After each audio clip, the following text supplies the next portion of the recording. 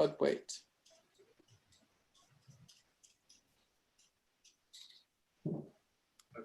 Just give me a second. Ready? I'm gonna go live, and then once we live, just I'll hit you. I'll give you a cue to go live. Okay, send me a chat. Just hit the live.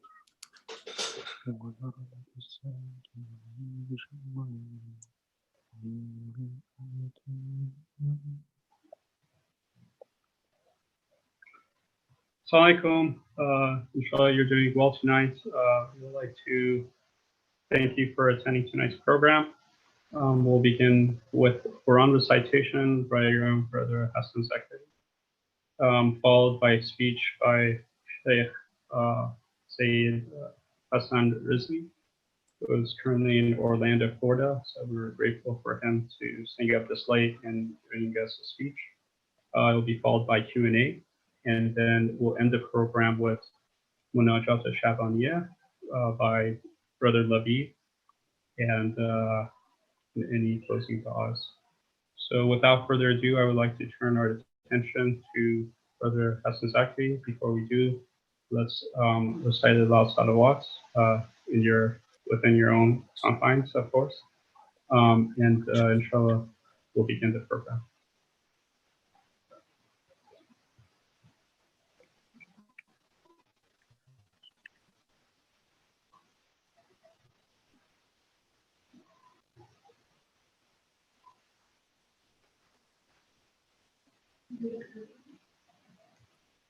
اللهم صل على محمد وآل محمد. أعوذ بالله من الشيطان الرجيم. بسم الله الرحمن الرحيم. اقتربت الساعة وانشق القمر وإن يروا آية يعرضوا ويقولوا سحر مستمر وكذبوا واتبعوا أهواءهم وكل أمر مستقر ولقد جاءهم من الأنباء ما فيه مزدجر حكمة بالغة فما تغني النذر فتول عنهم يوم يدعو الداعي إلى شيء نكر خش عن أبصارهم يخرجون من الأجداث إلى الأجداث كأنهم جراد منتشر مهطعين إلى الداعي يقول الكافرون هذا يوم عسر كذبت قبلهم قوم نوح فكذبوا عبدنا وقالوا مجنون وازدجر فدعا ربه أني مغلوب فانتصر ففتحنا أبواب السماء بماء منهمر وفجرنا الأرض عيونا فالتقى الماء على أمر قد قدر وحملناه على ذات ألواح ودسر تجري بأعيننا جزاء لمن كان كفر ولقد تركناها آية فهل من مدكر فكيف كان عذابي ونذر ولقد يسرنا القرآن للذكر فهل من مدكر كذبت عاد فكيف كان عذابي ونذر إنا أرسلنا عليهم ريحا صرصرا في يوم نحس مستمر تنزع الناس كأنهم أعجاز نخل منقعر فكيف كان عذابي ونذر ولقد يسرنا القرآن للذكر فهل من مدكر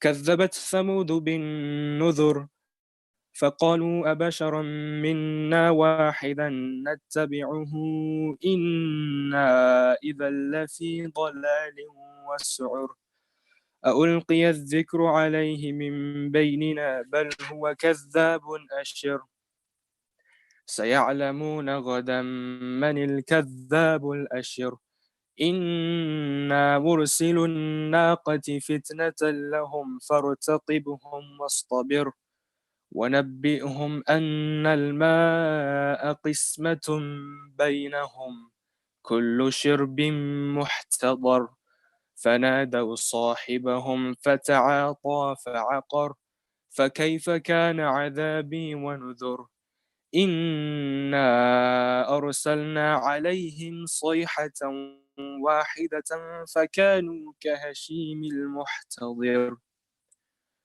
ولقد يسرنا القرآن للذكر فهل من مدكر كذبت قوم لوط بالنذر إنا أرسلنا عليهم حاصبا إلا آل لوط نجيناهم بسحر نعمة من عندنا كذلك نجزي من شكر ولقد أنذرهم بطشتنا فتماروا بالنذر ولقد راودوه عن ضيفه فطمسنا أعينهم فذوقوا عذابي ونذر ولقد صبحهم بكرة عذاب مستقر فذوقوا عذابي ونذر ولقد يسرنا القرآن للذكر فهل من مدكر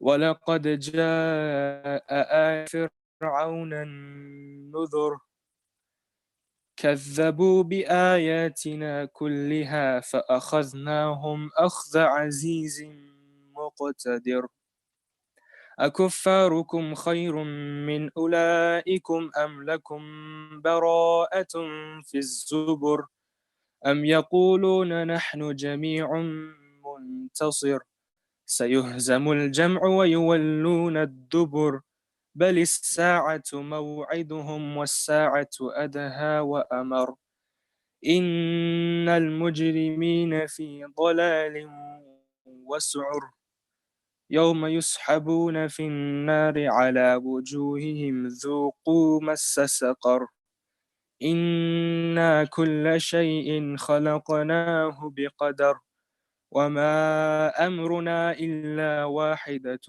كلمح بالبصر ولقد أهلكنا أشياعكم فهل من مدكر وكل شيء فعلوه في الزبر وكل صغير وكبير مستطر إن المتقين في جنات ونهر في مقعد صدق عند مليك مقتدر صدق الله العلي العظيم اللهم صل على محمد وآل محمد.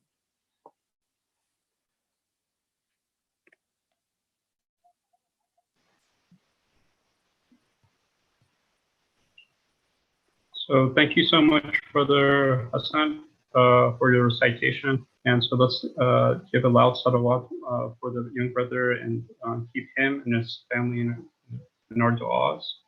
Inshallah, the blessings go to them. As well, before we begin the program, let's recite a Fatiha for those who have passed away, maybe because of any other type of illness or the one that's currently affecting worldwide. And so let's take a moment to recite Fatiha.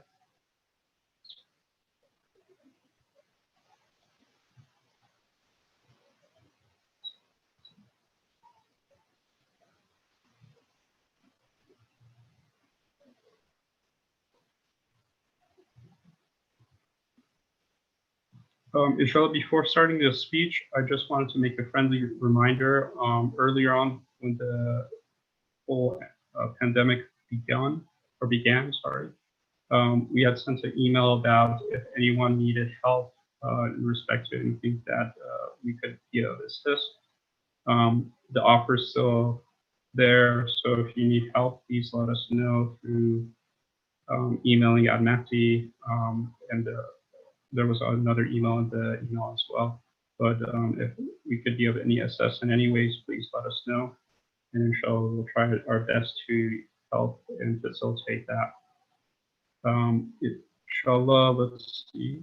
I was going to say the program will basically consist of a speech by Sheikh Hassan Rizvi, followed by Q&A. If you have any questions, please feel free to add them in the chat area of YouTube, and inshallah we can go through those who have questions after the speech.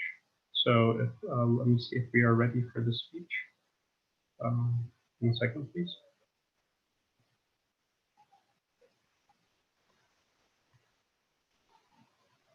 Assalamu alaikum wa rahmatullah. Walaikum assalam, Sheikh. How are you doing? Alhamdulillah, how's everything, Hassan? You okay? Alhamdulillah, doing well. Let me see if we see if everyone sees you. If you can help me.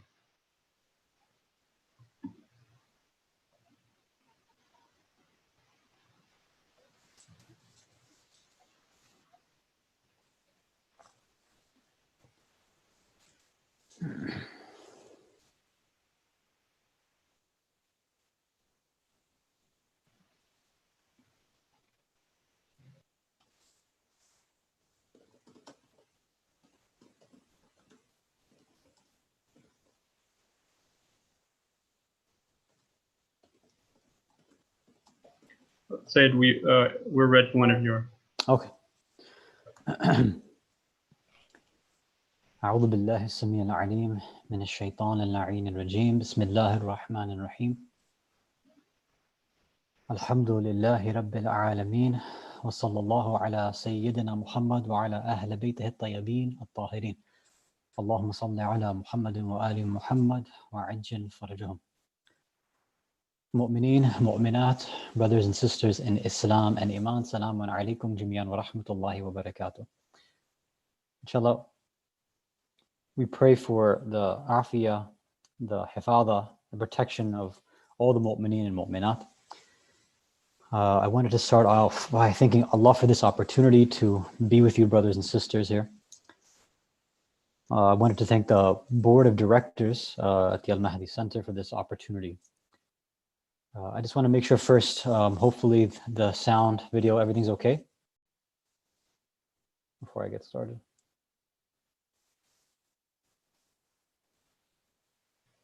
Okay, so the video is not on me. I think that'll be up to the host to put the spotlight. There we go. Oh, awesome. Okay.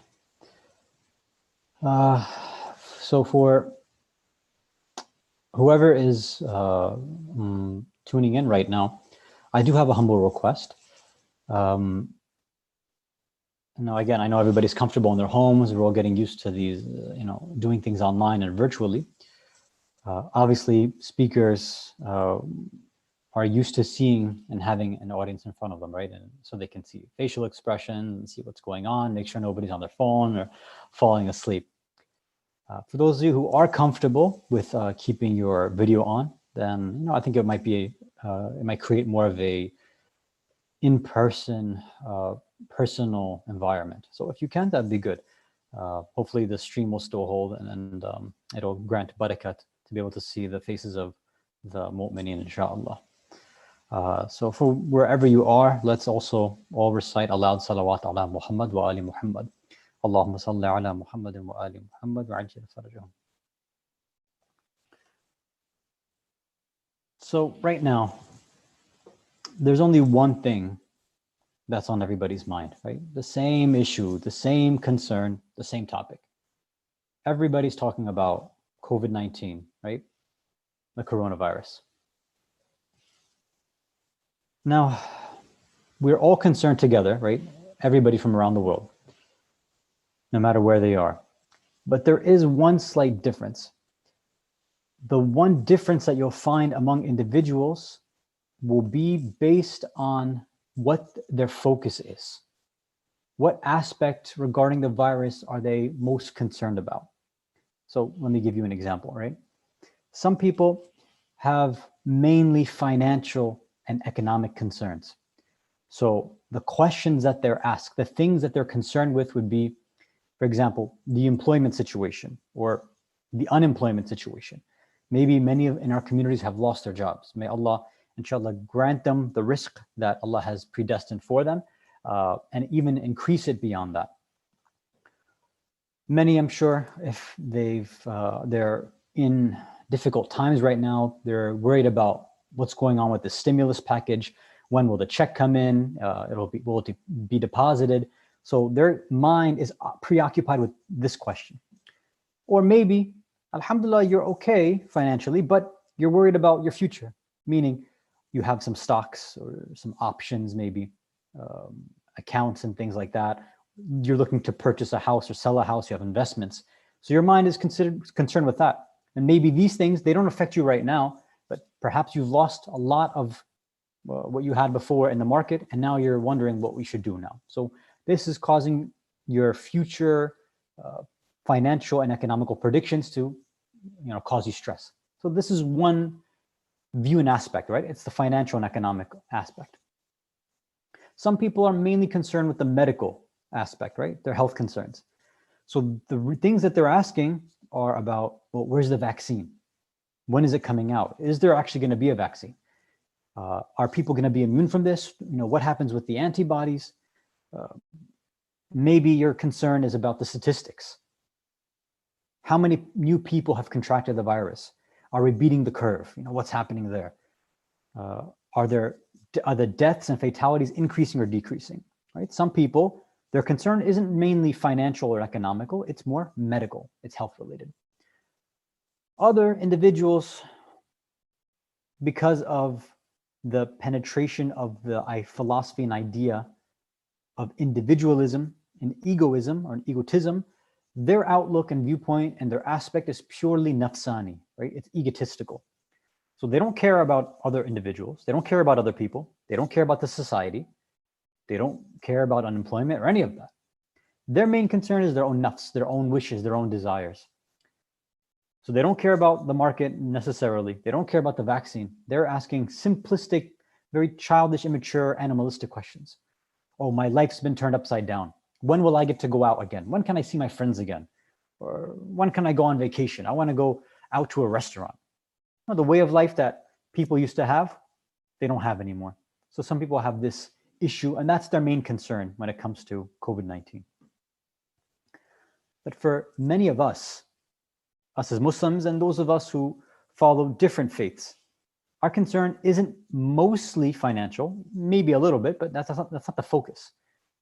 We are concerned about the medical health aspect, but that's also not the main focus or main part in our mind that we're attending to.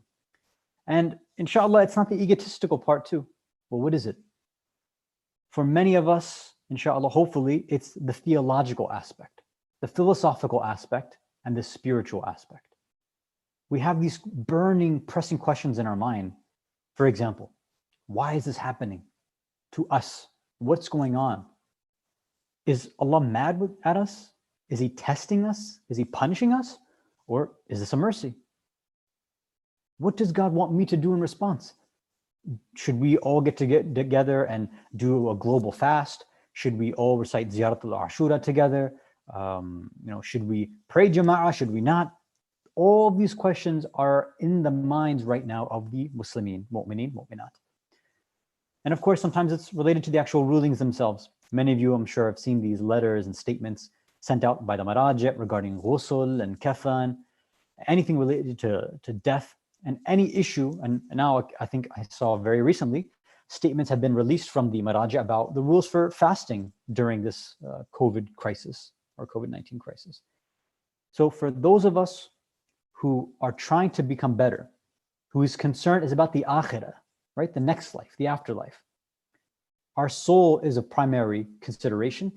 Our questions are theological, philosophical, and spiritual in nature. So what would we like to discuss tonight in the brief time that we have together? There's two questions that I think we can try to open up. And then if we have time, inshallah, maybe we can allow for a little bit of Q&A. The first question is this: how are we supposed to judge these types of phenomena? How do we view these kinds of events? What kind of outlook should we have when we see a crisis or an emergency or a fitna or something that seems really terrible. What do we think about this, and how are we supposed to judge it? That's the first question. And the second question is, how are we supposed to respond to this? Once I get the right ideology and the right viewpoint, approach, and paradigm, how now do I, as a Muslim, as a mu'min, as a follower of the Ahlul Bayt, alayhimus salam, how do I respond? What do I do in response to these kinds of emergency situations? Inshallah, if Allah provides us the tawfiq, these are the two questions that we will try our best to answer tonight. Please recite a salawat ala Muhammad wa ali Muhammad. Allahumma salli ala Muhammad wa ali Muhammad. So of course, I hope you don't mind. I'm just sipping on my chai over here because it's 11:05 p.m. I have to do something to stay awake.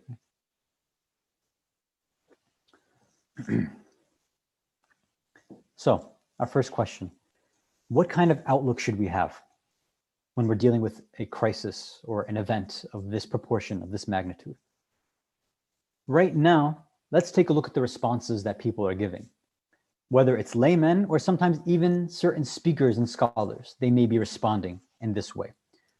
What are they saying? There's usually three different outlooks that we've been hearing nowadays, right? And I'm sure most of you have heard these. You might have heard a scholar or a speaker expounding these kind of opinions. Maybe you've seen your family members talk like this, or maybe it's come to your mind that this is maybe what's going on right now. Maybe this is what's going on in the world. This is what God and how God wants us to think about this. The first opinion is this. The first outlook and approach is this. What's going on right now is a punishment from God. Punishment on who? Specifically, this is a punishment against the taghut and the mutakabbirin, right? Those who are rebelling against God and who have rebelled against God, who've gone against what Allah wants, and the mutakabbirin, the arrogant ones, the arrogant powers. So this is one response that we've heard, I'm sure, many times. So what kind of proofs do they offer? First one is this. They say, look at the countries in the world that have been suffering the most from this. Look at where it started, for example, in China. For years now, look at the way the Chinese government has been oppressing the Muslim indigenous population there, right? The Uyghur population. How have they been treated? What we hear, of course, in the media, right? And what what we hear from the testimony of the mu'minin and mu'minat from there. You know, they're treated terribly. So some say, look, this is a proof because of the way that the Chinese government and the Chinese people have treated the Muslims there. Allah has responded and put his punishment, his adhab on China. And now you see what's happened to them, right? Their whole lives have shut down. And they say, look at the other proof as well. One of the other countries which now probably has the most cases and the most fatalities, which is our country. It's in America right now. Many people are saying, look, all these years where America has been so arrogant, where they've, looted and pillaged and destroyed other nations and other governments, where they've hurt Muslims both abroad and here. They've been oppressing non-Muslims as well. Their support for oppressors, everything they've been doing. Say, look, finally now, look, with their arrogance, look how Allah is responding to them. So people will take China and America as these examples, saying, look, the arrogance that they've had of being these powers, look how Allah responds to them. And they point to that famous verse in the Quran that we recite in Surah Al-Shu'ara, chapter 26, verse 227. Bismillah ar-Rahman ar-Rahim. It's the end of the verse. وَسَيَعْلَمُ الَّذِينَ ظَلَمُوا أَيَّ مُنْقَلَبٍ يَنْقَلِبُونَ. What's the basic translation? It's, and then the oppressors will soon see what? They're soon going to know, they will soon find out that what will overturn against them. Whatever they were doing is going to turn back against them. It's going to come back and bite them. It'll come back to haunt them. And that's what many individuals say. All the oppression has been stacking up and stacking up and stacking up. And now look at the karma. Look at the response, the spiritual response. They've oppressed people for so long. And now Allah is saying, the dhulm that you've done is coming back and turning against you. Salawat ala Muhammad wa ala Muhammad. Allahumma salli ala Muhammad wa ala Muhammad. So there's a few problems with this idea. Number one is this. if people are claiming that this COVID-19 virus is a act of God, a punishment from God on the mutakabbirin and the oppressors and the taghut, those who are rebelling against God, well, then shouldn't Muslims be saved from this? Shouldn't we be protected? Like the actual mu'mineen, mu'minat. Now, not to say that we are all the best individuals in the world. You know, we all have our struggles, but we haven't reached the level of taghut, hopefully. We're not zalimeen. If that's the argument that people are giving, then why is it that so many Muslims are also facing such pain right now and they're suffering? Specifically, look at the two places that it hit very hard, in Iraq and Iran. You have not just mu'mineen, but ulama who have passed away. May Allah bless their souls. They've died because of corona. So how does this argument hold up? It doesn't seem to. Moreover, if, let's say, there was supposed to be a way out for us, that, okay, it comes on everybody, but there's a way out for the Muslimin and mu'mineen. And we say, look, the harams are our sanctuary. They're our place for shifa. Well, things have gotten so bad, as many of you have seen in the news from overseas, that the harams have been shut down. And I think they still are shut down. Isn't that strange? That, and because of an azab from God, a punishment from God, causes us to be away from the imams? The logic doesn't seem to add up here. So this first idea, it's possible, but the proofs don't seem that strong. So let's take a look at the second approach and the second outlook. If you can send another salawat ala Muhammad wa ala Muhammad. Allahumma salli ala Muhammadin wa ala Muhammad wa ajil farja. So the first one we said was what?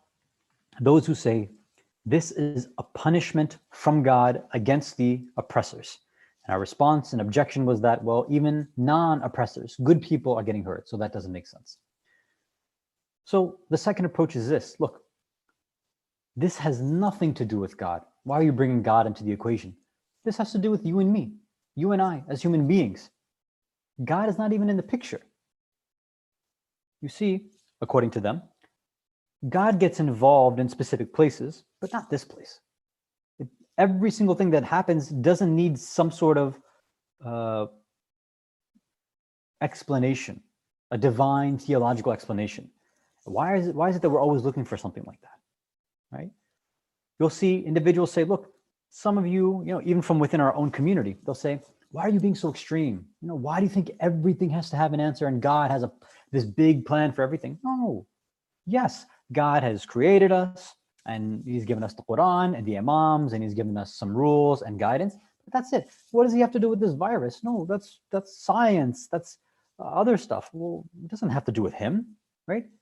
Sometimes people will go to the extreme and say, look, as many of you may have heard, it's a very deistic approach to theology. They'll say, look, you have a wind-up toy or a wind-up clock. Say, look, this is the world. God, he wound it up and then he let it go and it runs on its own. Once in a while he comes in and maybe he'll send a prophet or something, but he doesn't get involved all the time. Why are you putting all these different things on top of God? It's not the case. So what's the issue with this? I don't think it should be obvious to most of us. This goes completely against not just our understanding of Tawheed, but most other monotheistic religions. Which religions believe in things like this? No. It's only a small portion of, let's say, deists, the deistic faith or the deistic approach to theology. And those from among, let's say, Christians, Jews, and Muslims who may have this idea haven't understood Tawheed properly, unfortunately. They haven't understood very clearly what the Quran is saying, or very clearly what the Ahlul Bayt have been describing. Allah is the cause for everything. And because of that, since he is the source, that means there is a reason for everything that happens. He is behind everything. Let's look at a narration that's attributed to our sixth Imam, Imam Ja'far al-Sadiq, alayhi salatu wasalam, where he's reported to have said, Aballah an yujri al-ashya illa bi asbab. Allah refused to allow for things to come into being, things to function, except and unless they come through their causes. It's cause and effect. That's how Allah works. That's how he creates things. فَجَعَلَ لِكُلِّ شَيْءٍ سَبَبًا. So Allah has created and established for every single thing a cause for it, right? There's cause and effect. That's how our world functions. The hadith continues. وَجَعَلَ لِكُلِّ سَبَبٍ شَرْحًا. And you have everything, there's a cause. For every cause, there's an explanation, there's a sharh that's there. Moreover, وَجَعَلَ لِكُلِّ شَرْحٍ عِلْمًا. And we have a thing and there was a cause. With this cause, there's an explanation. And for the explanation, there's an ilm, a science, a field, a discipline, a type of knowledge that will explain this, will tell us about these explanations. Well, who's going to teach us this? Who knows these sciences? The hadith continues. وَجَعَلَ لِكُلِّ عِلْمٍ بَابًا نَاطِقًا. And for each and every one of these types of knowledges, these fields and these disciplines, Allah has created and established and made a living gateway, a door for us to go through. عَرَفَهُ مَنْ عَرَفَهُ وَجَهِلَهُ مَنْ جَهِلَهُ. Whoever knows those, meaning the gateways, then they really know them. And whoever doesn't, meaning whoever's ignorant of them, then they don't know anything or they don't know them. So, well, who are they? And that's how the hadith ends. The sixth Imam says, ذَاكَ رَسُولُ اللَّهِ صَلَّى اللَّهُ عَلَيْهِ وَآلِهِ وَنَحْنُ. So who are these doors? Who are these gateways? The sixth Imam says it's Rasulullah and it's us, the family, the Ahlul Bayt. We are the doors that give you the knowledge. That knowledge gives you the explanation. That explanation tells you about the cause. That cause then goes back to Allah. Every single thing then goes back to Allah. This is why we have this opinion from Ayatollah Jawadi Amuli, Hafadahullah, may Allah protect him, and all of our ulama and maraji and urafa, where he says that, there's this discussion about are all different types of knowledge Islamic? Are they all from God? Is there such thing as Islamic knowledge and un-Islamic or non-Islamic knowledge? Right? Is this ilm ad-din or ulum ad-din or ilm ad-dini, as they say? Can we Islamicize or Islamify everything? Is there Islamic chemistry, Islamic geometry? What's that? It's a big, deep question. But Ayatollah Jawadi has this opinion. He says that since everything comes from Allah, He's the cause of everything, everything is also an ayah which points back to Him. So any science, mathematics, geometry, quantum physics, engineering, whatever science there is, everything's from Allah. Everything is therefore Islamic. So it's a good advice for us, no matter what field we get into, whether we're in grade school, whether we're in college, university, postdoctoral, wherever you are, sometimes, we think that, I have to go read more Quran or Hadith to get close to Allah. Well, we can use that type of knowledge that we have, right? The subjects and fields, the disciplines that we want to study, and we can use that as a way and a sabil and a tariq, a path to get towards Allah subhanahu wa ta'ala, to understand His way and how He has created this world. Salawat ala Muhammad wa ala Muhammad. Allahumma salli.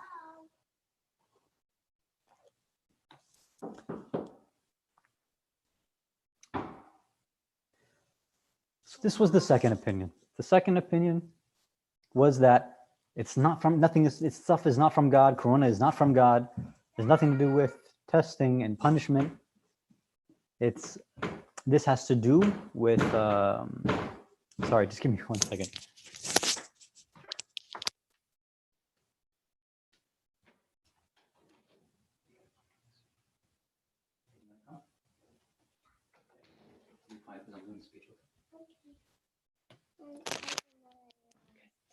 Okay. Sorry about that. Say salam, Hamida. Salam alaikum. Okay. So we said, this first opinion was what? Our first opinion was the first outlook, the first approach was that this is all punishment from God on the oppressors. And we said the problem is that, look, it doesn't seem that's the case because even Muslims are being damaged and they're being harmed. The second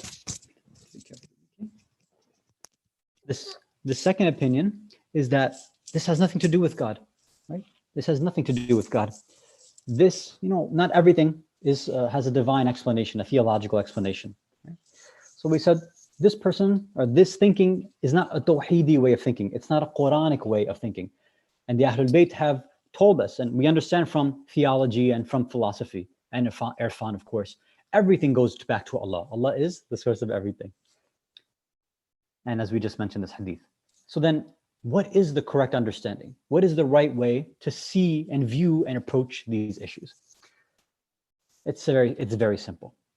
Every single thing that happens, each and every phenomena, every event is good. It's khair. Since everything is from Allah, then everything must be good. Everything must be for khair. Kullu shay'in min Allah khair. Everything from God is khair. Kullu shay'in sadir min Allah khair. Everything that comes and is sourced from Allah is khair. And since God is the ultimate source and the first and ultimate cause of everything, His hand is everywhere, then everything must be khair, it must be good. He doesn't oppress. Look at what he says in Surah Yunus, chapter 10, verse 44. He says, Bismillah ar-Rahman ar-Rahim, Inna Allah la yadhlimu an-nas shay'a. Allah doesn't oppress people at all. He's not doing dhulm, He's not oppressing people. He can punish, but He doesn't oppress us. وَلَكِنَّ النَّاسَ أَنفُسُهُمْ يَظْلِمُونَ. It's people who oppress themselves. Right? We oppress ourselves through our own sins. We oppress ourselves through our lack of understanding and not being connected to Allah, right? Yeah? Look at what the Prophet gives us. Rasulullah tells us, sallallahu alayhi wa sallam. Look at this beautiful narration attributed to him. He says, مَا عَجِبْتُ مِنْ شَيْءٍ كَعَجَبِ مِنَ الْمُؤْمِنِ. He says, nothing shocks or surprises me more than a mu'min. How? Do you know how? It says, إِنَّهُ أَنْقَرَضَ جَسَدُهُ فِي الدَّارِ الدُّنْيَا بِالْمَقَارِضِ كَانَ خَيْرًا لَهُ. Because what? If their body is cut to pieces in this dunya, in the place where we are, in the dunya, with knives, right, with sharp objects, it would be good for them. Right? It's a good thing for mu'mineen. Sounds strange, but okay. وَإِنْ مَلِكَ مَا بَيْنَ مَشَارِقِ الْأَرْضِ وَمَغَارِبِهَا كَانَ خَيْرًا. And if, on the other side, if we were to own, a mu'min was to own everything from between the east and the west of the earth, of the lands, then it would also be good. Meaning what? Everything is good. And how does he end this? وَكُلُّ مَا يَصْنَعُ اللَّهُ عَزَّ وَجَلَ بِهِ فَهُوَ خَيْرٌ لَهُ. Every single thing that Allah does to a mu'min is good for them. So our question is this then, are we actually mu'mineen or not? Do we have that strong iman? If we did, then we'd be able to see the goodness in this event. Yes, we can pray for people. We can even pray for this virus to go quickly. You know, we can offer those du'as. There's no problem with that. That's fine.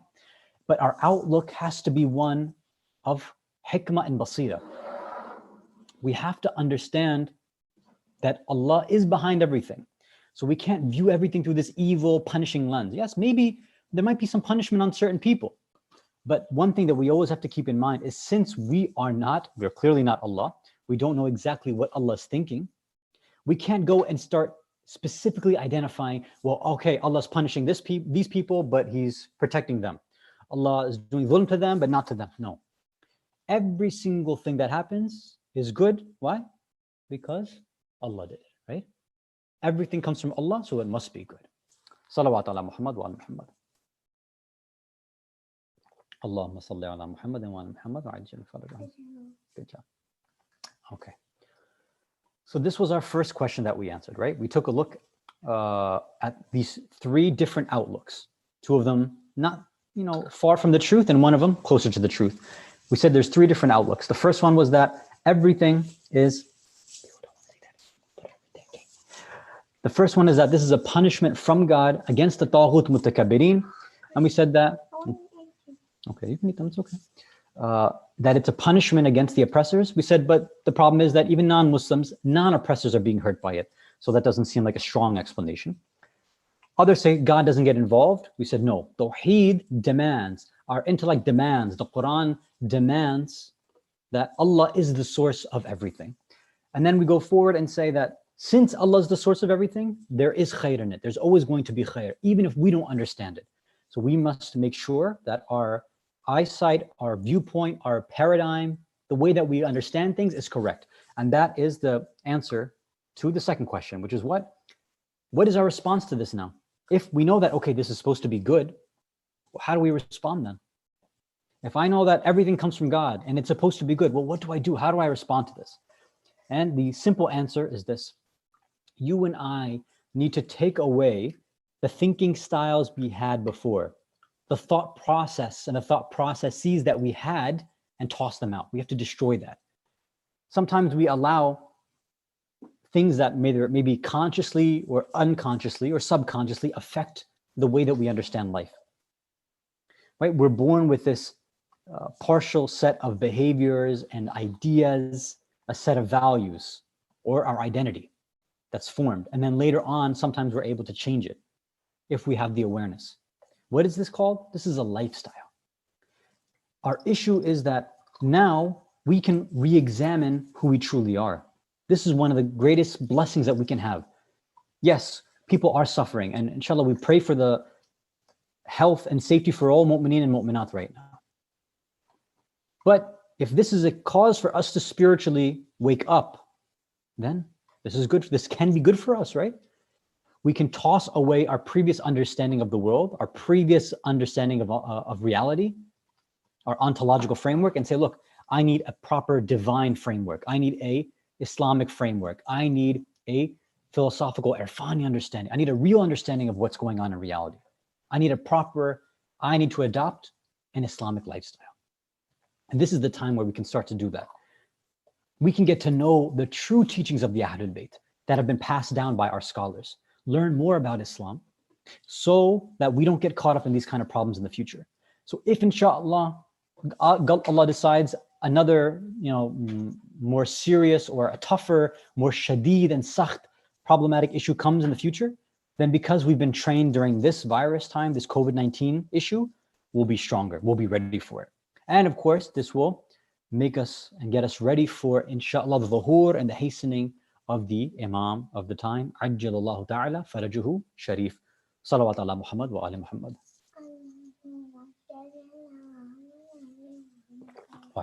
Good job, Allah. I'm occupied. Good job. Okay. So, inshallah, hopefully this short discussion was beneficial. We wanted to just give us a different way of thinking. If there's any questions, we can go ahead and open up the floor for that. Thank you, Sheikh. Inshallah, just a reminder for those who are watching on YouTube, if you have any questions, please post your questions on the YouTube chat. And then from the chat, we can ask any questions that you might have. Thank you so much, and beautiful daughter, mashallah. Thank you. So let me see if we have any questions coming in. Okay. I'll let you know.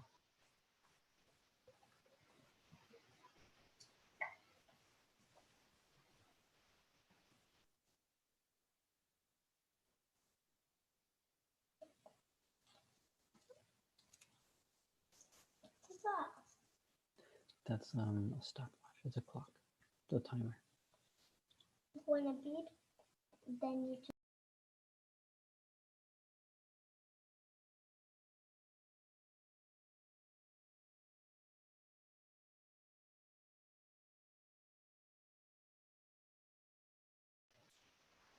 Okay, so one question that we have is that if you say Allah didn't bring this, I have heard for other scholars stating everything happens is in Allah's hand and He knows about it and gives permission, asking for a friend. Sorry, I don't. Can you repeat the question? I don't understand. Yeah, same here. Let me see. If you say Allah didn't bring this, I have heard, or maybe the person wasn't on during that period of time, but it says if you say Allah didn't bring this, I have heard from other scholars stating everything happens is in Allah's hand and He knows about it and giving permission. Yeah, So I think it's maybe just a clarification, but maybe. I think you said it. Yeah. So again, just to reiterate the point, as we were saying, that there's a few different opinions that people have been explaining and espousing right now. One of those opinions is that, again, some scholars, unfortunately, are also saying that right now, no, this kind of stuff doesn't come from God. God doesn't deal with this. God deals with things about our morality or our spirituality, right? He sends prophets in the Quran. He's not involved in every single little detail in our life. But of course, we as followers of the Ahlul Bayt, and most Muslims don't believe in that idea. And again, most monotheists don't have that idea, right?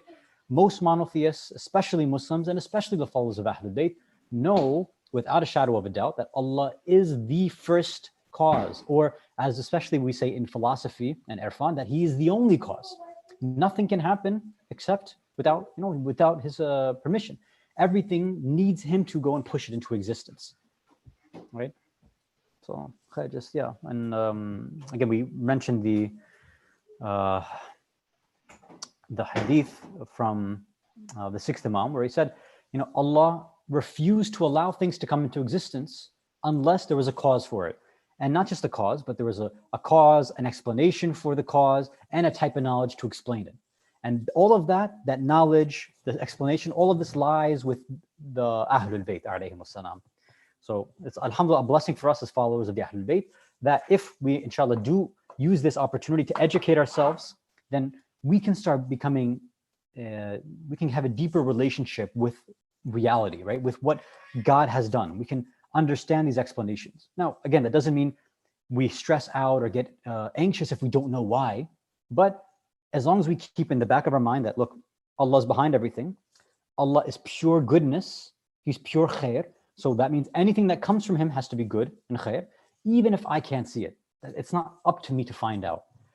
But again, this is why we use this opportunity to study more, to educate ourselves, to ask our esteemed and certified scholars, right, who can explain these things for us, right, who have spent the time and worked on these specific issues.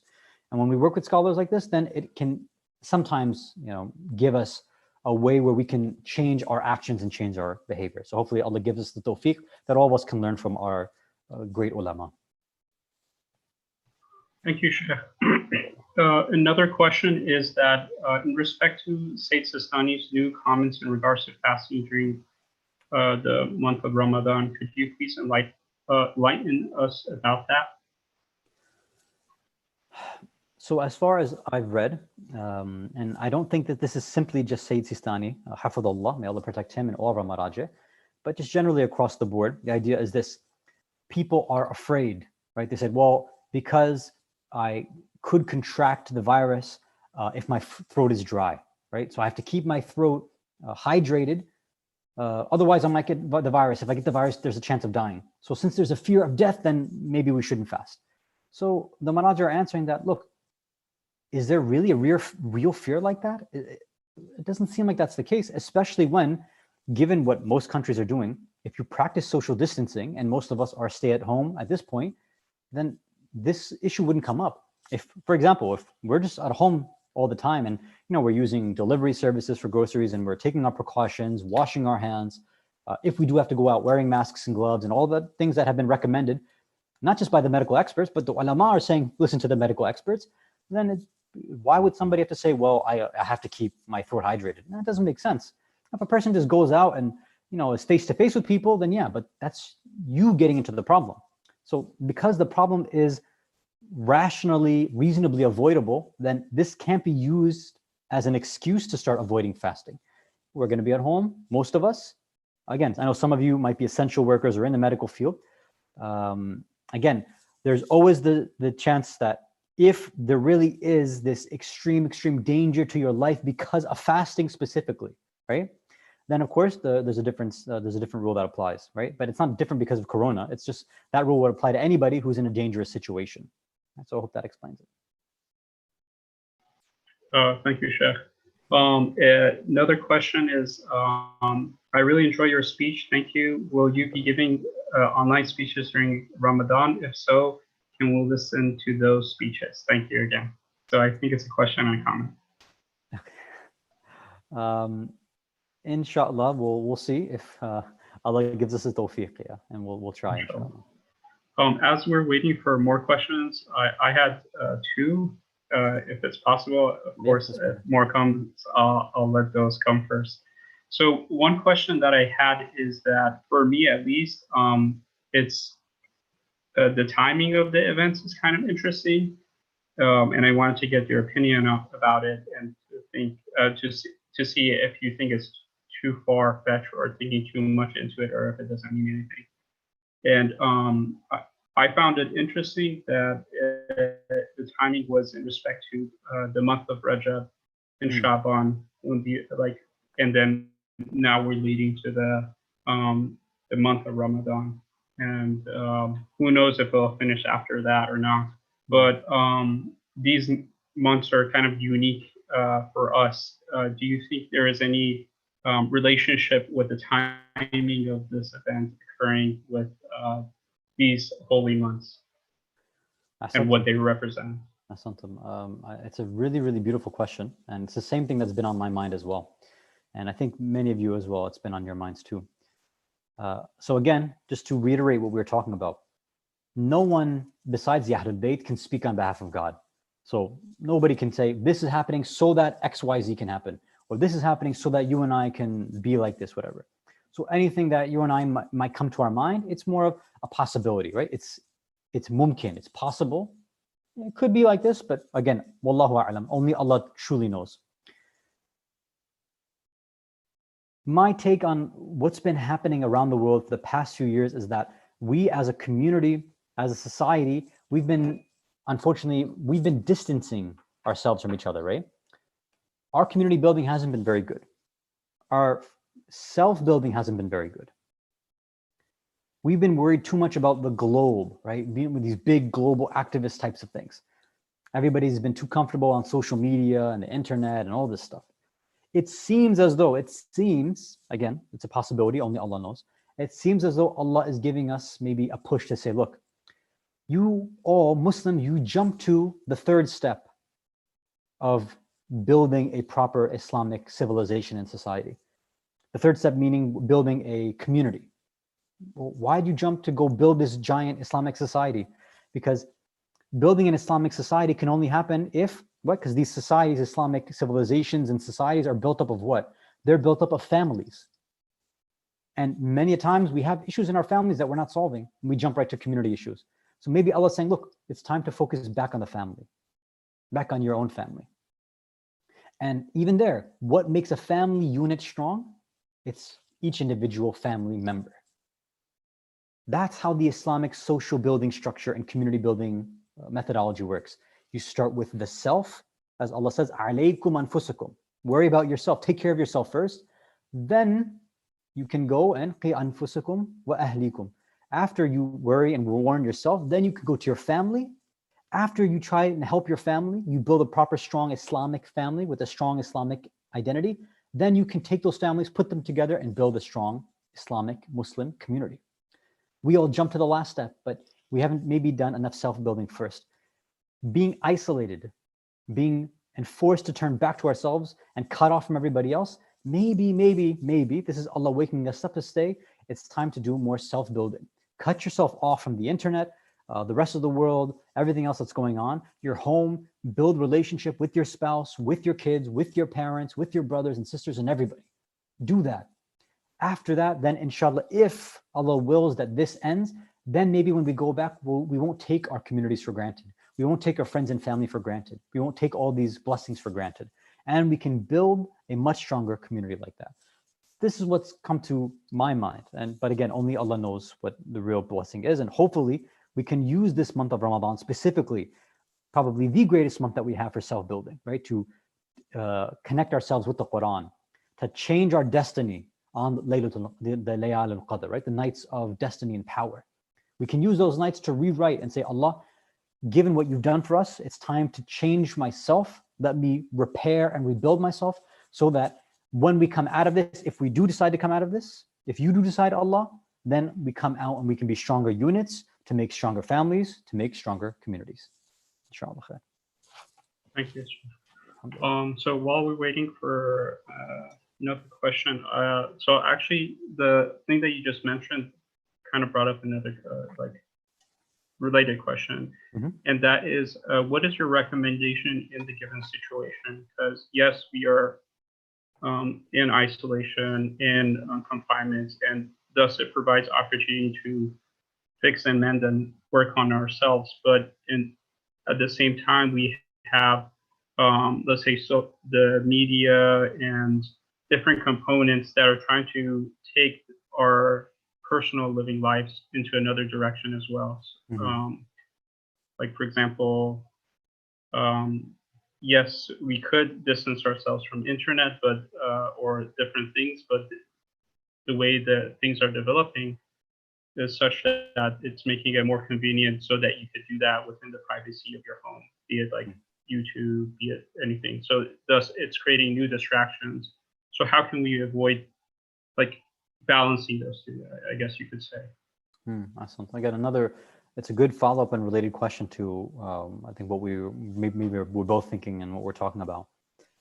So, and I think, again, this is reflective of the times that we're living in because of the addictive nature of the internet and social media. I think a lot of us have, become very apathetic or we've built a lackadaisical kind of approach to life because of our reliance on the internet and social media. So I think this is a good opportunity for us to see, because we're standing kind of at a crossroads, right? We can go and see that, look, yes, I'm forced to now use Zoom calls or whatever, meetings, do online virtual stuff for work. Most of us have to do that now. And now a lot of lectures and programs are being offered via internet and internet platforms. So I can just continue to do everything and keep it like that. And we can see it as a benefit, fine.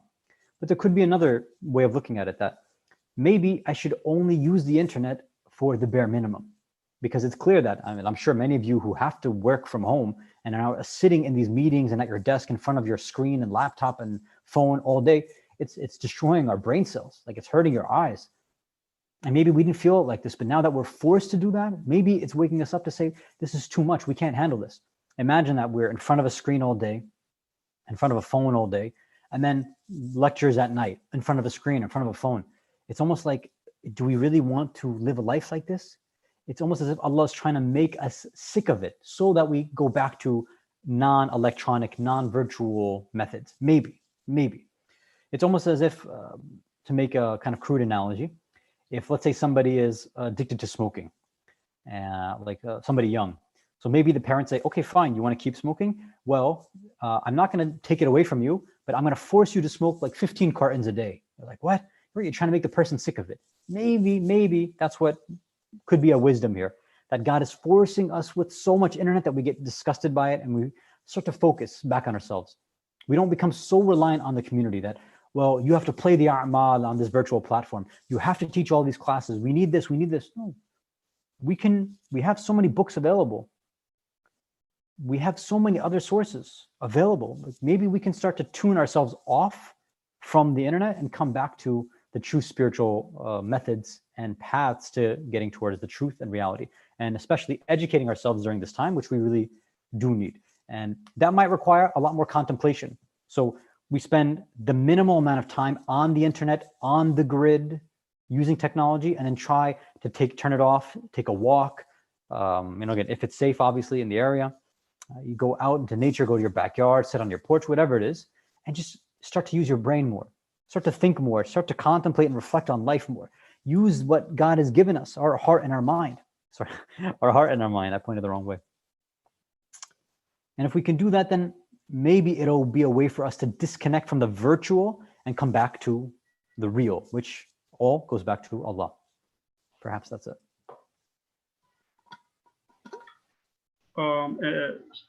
Sheikh, another question is, I guess, in respect to your previous answer that you were talking about building the community. The question is, what about those organizations that their job is like that? For example, the Hausa Islamic organizations are responsible for things and have resources. We have limited resources. So I think it's the continuation of what you were just responding to as well. So is it a question or a comment? Sorry. It's like a combination of both. I think so. The question asked is in regards to your previous question about community building. What about those organizations that their job is things like that? So like the responsibility is like, for example, community building, like be it the Hausa or Islamic organizations where they have a lot of resources, and like, let's say, people that are not in that situation, like let's say they don't have the budget and resources. How are we able to build a fraction of the resources? Like, I don't know if that makes sense. I think perhaps I understand. I'm not sure.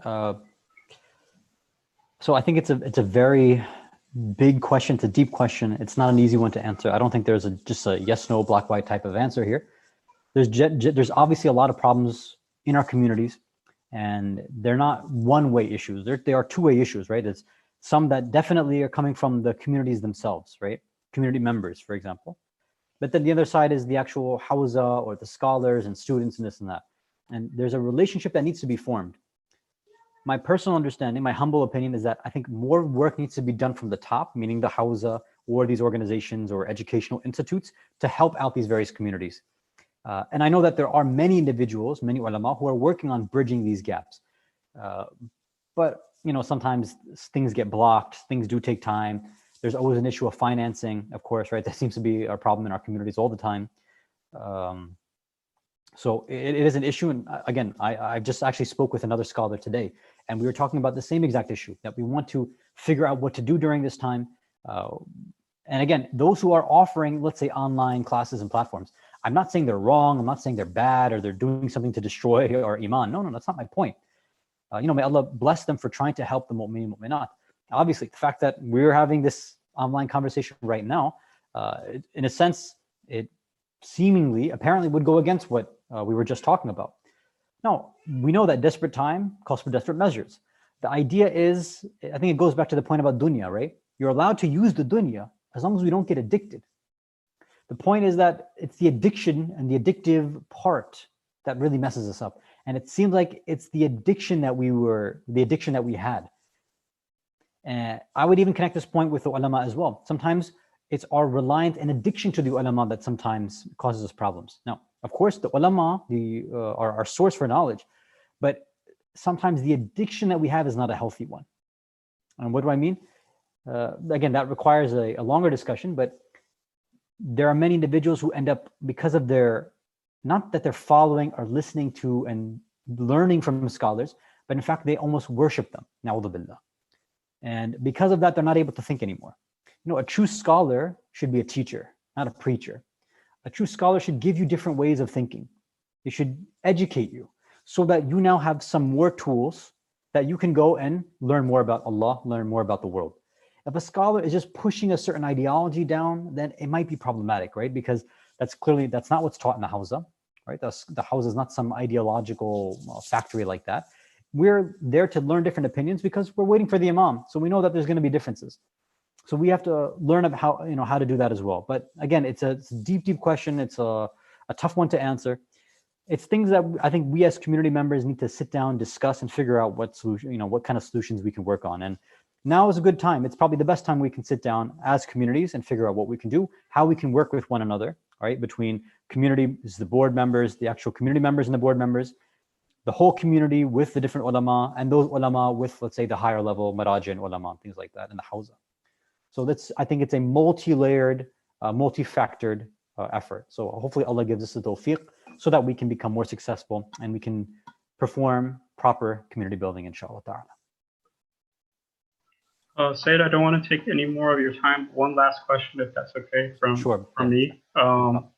And you actually covered it in your speech as well. So specifically in the West, we live in an environment that is filled with the concept of nihilism, right? Where everything is kind of by chance. There is no meaning. It's like, flip of a coin kind of concept of reality. And it's propagated through be it the media, movies, or even educational institutions, right? Yes. Colleges, and etc. Mm-hmm. In your humble opinion, do you think that that this event has the potential to awaken the minds of those that, let's say, have that mindset, even be it, like, let's say, for example, Muslims, because even being Muslim, being raised and living in this country, you are affected by these ways of thought.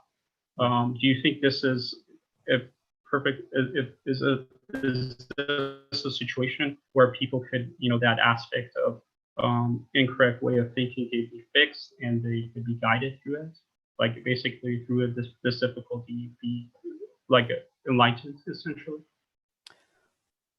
Based on what we've understood from the Ahlul Bayt, right, from Allah, from the Ahlul Bayt, and from our ulama, then yes, 100% what you're saying is correct. For anybody who is truly searching for the truth, right? They're actually a truth seeker. They're a muhaqqiq, right? They're trying to do tahqiq and understand reality. They don't have these spiritual diseases. They're not stubborn. They just maybe haven't had that awakening yet, or maybe they haven't had the catalyst to push them. Any event, everything in life can actually serve as that for those individuals, if their eyes are actually open and if they're looking. And I think when these types of, red alerts, like big level events take place, it becomes a much easier way for people to really rethink what's going on. I mean, I think this is actually a decent example, but look at 9/11. It was obviously a terrible tragedy, what had happened, right? The lives being lost then. And it did ruin the name of Islam, but at the same time, it caused many Islamophobes and those who hated Muslims. They said, how is it possible for a religion to, encourage people to do this? So they opened the book. They said, let me see. And then, alhamdulillah, we had an increase of Muslims because they saw that everything that was coming out in the media was a lie. It was a misconception. So sometimes these events, which are, they're heartbreaking. They cause suffering. We don't want them to happen. But at the same time, because everything has a khair in it, this causes some people to spiritually awaken, right? It causes, as the scholars of akhlaq and irfan say, yaqza, right? Spiritual awakening. Or if we're putting it in movie terms, people can break out of the matrix in that sense, right? Or they'll wake up from their dreams, if you're using inception terms. So you see with 9/11, with economic difficulty, with job difficulty, with health difficulties, people have a chance to wake up. They can see the reasons behind these things. And it doesn't matter whether you're a nihilist, individualist, modernist, postmodernist, if they're truly seeking what reality is, if they're going after the truth, they're muhaqqiq, they're doing tahqiq, they should be able to find it out. And because Allah says, alayna lal huda, inna alayna lal huda. Absolutely, without a doubt, Allah says in the Quran that guidance it's a wajib duty from me. So Allah will always guide those who are looking for it. And again, our duty is that we also have to continue that research too. Maybe we have been blind to the truth. Maybe we've been very egotistical and created idols within ourselves, and we have to destroy those. And this could be a good opportunity for us to change ourselves. And yes, we are concerned with people who have been following false religions and false isms and things like that. But of course, as we said, alaykum anfusakum, the first duty is to make sure we're not a victim of those false ideologies. And as you said, many Muslims are, unfortunately, because of the media attacks, Hollywood, all these things that are happening, right? The philosophical undertones and messages in these movies is pushing a lot of us to think in individualistic, materialistic, modernist, postmodernist, nihilistic types of ways. So we have to be careful and make sure, as we said in the discussion, we need to adopt an Islamic lifestyle and make sure our thinking and our behavior is in line with the thinking of the Quran, the thinking of the Ahlul Bayt, especially the thinking of the Imam of the time, so that we can join him when he reappears, inshallah ta'ala. Thank you so much, Syed. I don't want to keep you further. I know you guys are 3 hours ahead, so apologies for keeping you up this late. And greatly appreciate your time and speech and the Q&A. It was really beneficial for all of us. Alhamdulillah. Thank you so much again for the invitation and for your patience. I hope, again, I know this is new for most of us doing this online thing, but inshallah, hopefully all this was beneficial. Anything beneficial comes from Allah. Any shortcomings on my part, please forgive me. All shortcomings are from myself. Thank you so much. Okay, without further ado, inshallah, we'll transition to the next portion of the program, which is Munajat al-Shabaniya, with the recitation being done by Brother Labib. So if you would like to get ready for that, you have perform wudu if you don't have any strong prayer. And then we'll begin with the text. Bismillah, I'm ready. Can you hear me? Yes, we can, Brother Labib. اللهم صل على محمد وآل محمد. اللهم صل على محمد وآل محمد واسمع دعائي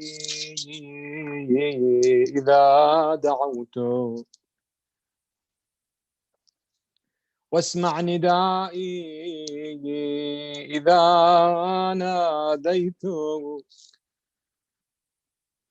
وأقبل علي إذا ناجيت، فقد هربت إليك ووقفت بين يديك مستكينا لك، متضرعا إليك راجيا لما لديك ثوابي، وتعلم ما في نفسي، وتخبر حاجتي، وتعرف ضميري، ولا يخفى عليك أمر منقلبي ومثواي، وما أريد أن أبدئ به من منطقي، وأتفوه به من طلبتي، وأرجوه لعاقبتي، وقد جرت مقاديرك علي يا سيدي فيما يكون مني إلى آخر عمري من سريرتي وعلانيتي، وبيدك لا بيد غيرك زيادتي ونقصي ونفعي وضري. إلهي إن حرمتني فمن ذا الذي يرزقني، وإن خذلتني فمن ذا الذي ينصرني. إلهي أعوذ بك من غضبك وحلول سخطك. إلهي إن كنت غير مستأهل لرحمتك فأنت أهل أن تجود علي بفضل سعتك. إلهي كأني بنفسي واقفة بين يديك، وقد أظلها حسن التوكل عليك، فقلت ما أنت أهله وتغمدتني بعفوك. إلهي إن عفوت فمن أولى منك بذلك، وإن كان قد دنا أجلي ولم يدنني منك عملي، فقد جعلت الإقرار بالذنب إليك وسيلتي. إلهي قد جرت على نفسي في النظر لها، فلا الويل إن لم تغفر لها. إلهي لم يزل برك علي أيام حياتي، فلا تقطع برك عني في مماتي. إلهي كيف آيس من حسن نظرك لي بعد مماتي، وأنت لم تولني إلا الجميل في حياتي. إلهي تول من أمر ما أنت أهله، وعد علي بفضلك على مذنب قد غمره جهله.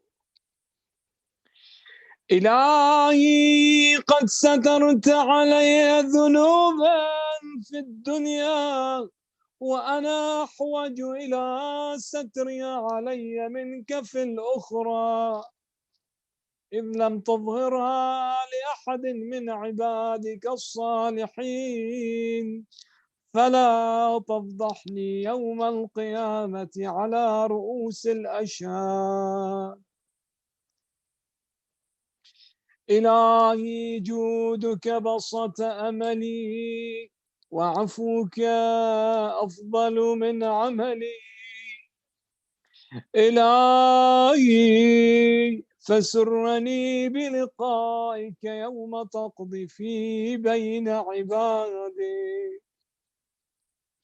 إلهي اعتذاري إليك اعتذار من لم يستغن عن قبول عذره، فاقبل عذري يا أكرم من اعتذر إليه المسيء. إلهي لا ترد حاجتي ولا تخيب طمعي ولا تقطع منك رجائي وأملي. إلهي لو أردت هواني لم تهدني، إلهي لو أردت هواني لم تهدني، ولو أردت فضيحتي لم تعافني. إلهي ما أظنك تردني في حاجة قد أفنيت عمري في طلبها منك. إلهي فلك الحمد أبدا أبدا دائما سرمدا، يزيد ولا يبيد كما تحب وترضى. إلهي إن أخذتني بجرمي أخذتك بعفوي، وإن أخذتني بذنوبي أخذتك بمغفرتي، وإن أدخلتني النار وأعلمت أهلها أني أحبك. إلهي إن كان صغر في جنب طاعتك عملي، فقد كبر في جنب رجائك أملي. إلهي كيف أنقلب من عندك بالخيبة محروما، وقد كان حسن ظني بجودك أن تقلبني بالنجاة مرحوما. إلهي وقد أفنيت عمري في شرة السهو عنك، وأبليت شبابي في سكرة التباعد منك. إلهي فلم أستيقظ أيام اغتراري بك وركوني إلى سبيل سخطك. إلهي وأنا عبدك وابن عبدك قائم بين يديك متوسل بكرمك إليك.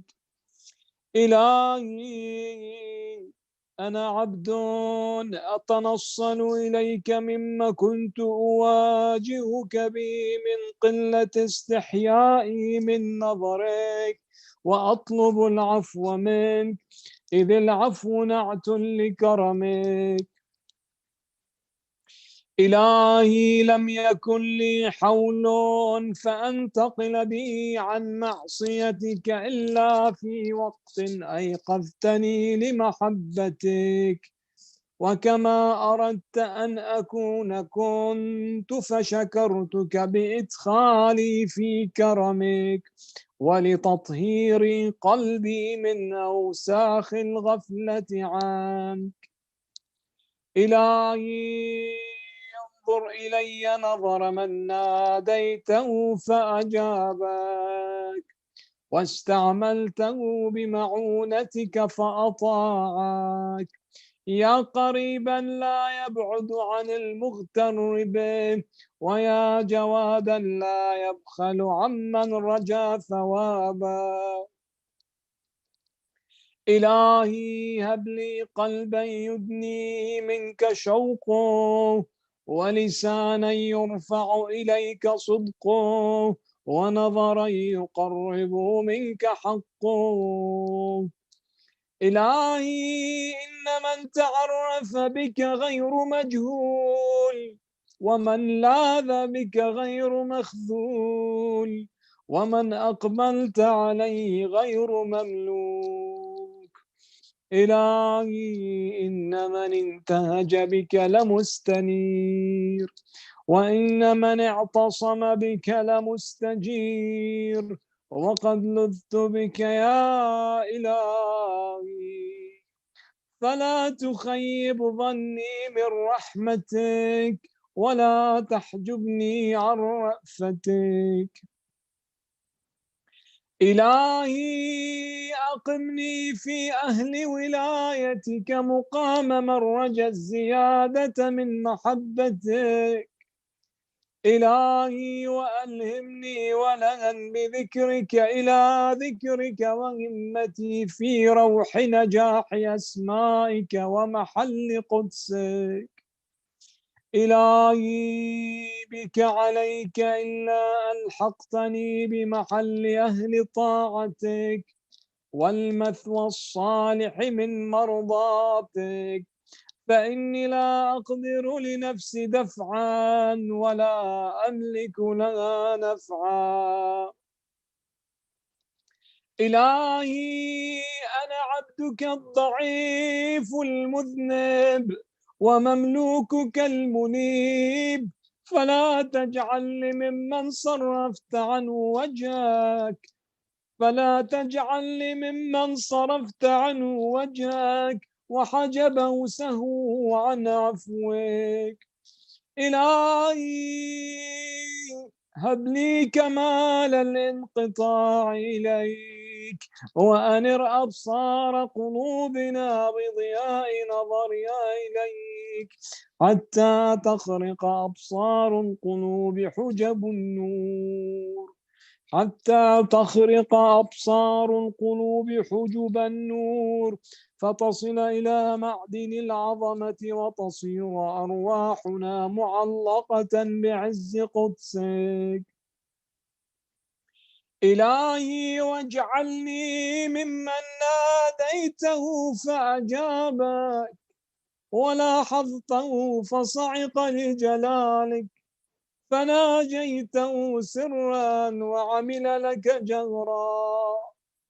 إلهي لم أسلط على حسن ظني قنوط الأياس، ولم قطع رجائي من جميل كرمك. إلهي إن كانت الخطايا قد أسقطتني لديك، فاصفح عني بحسن توكل عليك. إلهي إن حطتني الذنوب من مكارم لطفك، فقد نبهني اليقين إلى كرم عطفك. إلهي إن أنامتني الغفلة عن الاستعداد للقائك، فقد نبهتني المعرفة بكرم آلائك. إلهي إن دعاني إلى النار عظيم عقابك، فقد دعاني إلى الجنة جزيل ثوابك. إلهي فلك أسأل وإليك أبتهل وأرغب، وأسألك أن تصلي على محمد وآل محمد، وأن تجعلني ممن يديم ذكرك ولا ينقص عهدك، ولا يغفل عن شكرك، ولا يستخف بأمرك. إلهي وألحقني بنور عزك الأبهاج، فأكون لك عارفا وعن سواك منحرفا ومنك خائفا مراقبا يا ذا الجلال والإكرام. وصلى الله على محمد رسوله وآله الطاهرين وسلم تسليما كثيرا. والفاتحة لاستجابة الدعاء ولشفاء مرضانا. اللهم صل على محمد وآل محمد.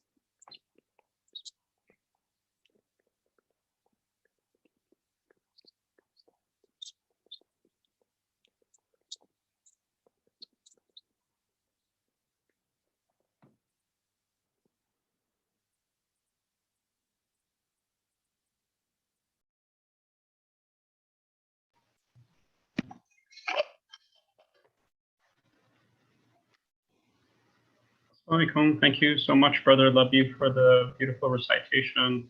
On behalf of Al-Mahdi, we'd like to thank all those who helped organize this. Of course, the person that you're not seeing working in the background, Brother Zohair and Brother Hassam. So thank them so much for making this happen. Of course, the Al-Mahdi board for organizing the speech for tonight. And the speaker, thank you so much for taking time, especially being 3 hours ahead of us. So right there is 12 o'clock. Poor guy needed try to keep himself sustained. And mashallah, beautiful family akhlaq. We got to see his daughter as well, and good. That was really beautiful. And of course, Brother Hassan Zakiri for reciting Quran. We miss hearing his recitation, so it was an honor and blessing to hear it. And inshallah, blessings of this majlis and this program go to all those who partook, and inshallah, the blessings go to you as well. Then inshallah, you benefited from it. And please stay tuned. You can subscribe to the YouTube channel of Al-Mahdi if you want to know about the future program. And before the program started, I would like to also reiterate it. If you're watching and if you know of someone or you yourself need any type of assistance during this difficult time, please don't hesitate in reaching out to the Al-Mahdi email.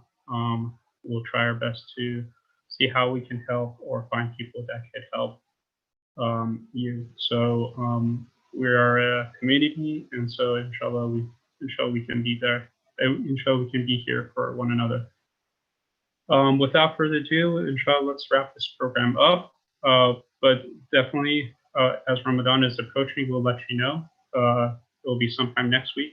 We don't know exactly when. It depends on the moon sighting. So keep an eye out for the email, and we'll be having programs. The details of that's still in the process. So once we figure things out, we'll definitely email you. If it doesn't consist of nightly speeches from the beginning, we're planning towards at least speeches for the second half. But the idea as of now is to see if we can do other programs throughout the week, such as reading ujros, du'as, and things like that. So I don't want to take any more of your time. Thank you again for watching the program tonight, and have a good night and stay safe. Awesome.